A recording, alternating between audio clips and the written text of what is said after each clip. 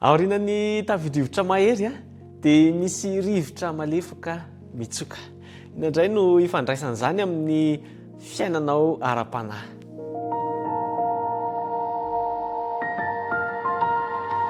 Teboka telo no jerentsika amin'ity fotoana ity, fa mialoha izany dia andesika hiaraka hivavaka.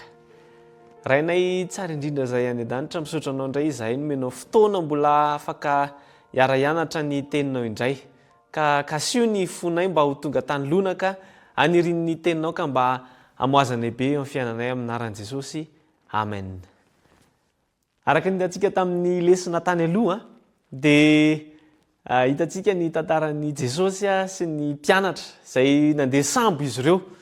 Ka rehefa teny ambony ranomasina teny izy dia tonga ny tafidrivotra, tonga ny ranomasina onjan-drano be izay saika ampiletika ilay sambo kely.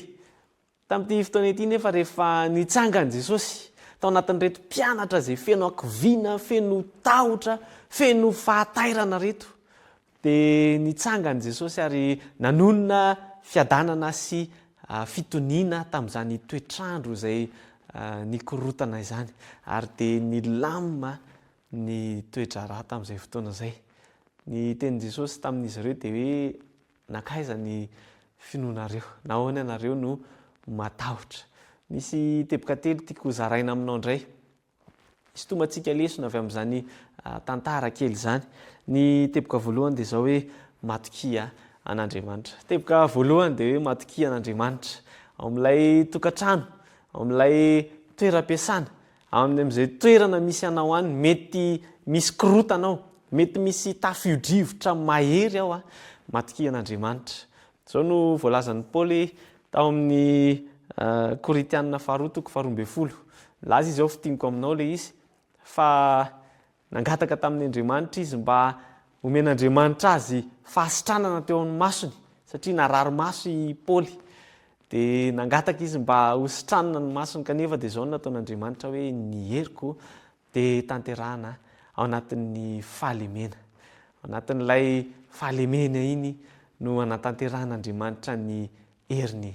Misy fotoantsika efa tonga eo amin'ilay sisin'ny fiainana, mety efa tojo fakiviana tsy mahita vahaolana intsony, efa ilay farany iny, fa tadio fa iny no irika ao an'Andriamanitra, anehoan'Andriamanitra ny heriny ho an'ny fiainanao.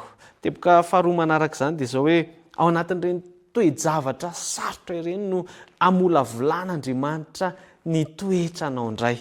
Ny ao amin'ny Romanina 5:5 dia manambara fa ao no manadio ny fanahinao. Io no ny fitsapana no entin'Andriamanitra anadiovana ny toetranao.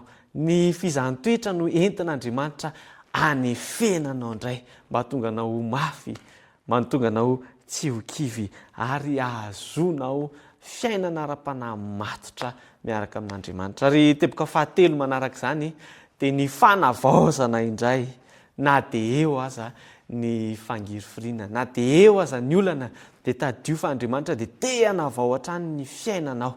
Satria ao anatin'ireny ambaratonga-piainanao ireny, mety misy midaboka ao, mety misy mitsangana ao, fa ny ambaratonga ireny no ahazona fandresena.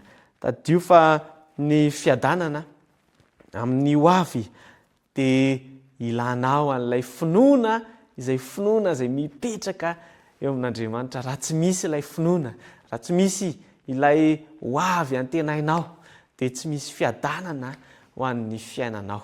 Ny rariko aminao dia izao, mba hatoky an'Andriamanitra ianao amin'ny lalana rehetra izay lalovanao. Mety ho mora izany, mety ho mafy izany, fa tadio fa ao aorianan'ilay tafio-drivotra mafy dia mitsangana Andriamanitra, mitsangana Jesosy ka manatsotra ny tanany anonona fiadanana sy filaminana ho an'ny fiainanao.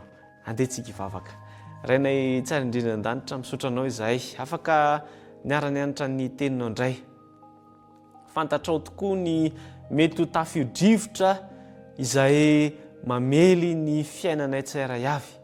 Fantatray Tompo fa ianao dia afaka manatsotra ny tananao ka hanonona izany fiadananao izany ho anay. Ka misaotra indrindra Tompony amin'izany voninahitra ao izay miseo amin'ny fiainana izany fa minaran'i Jesosy amen.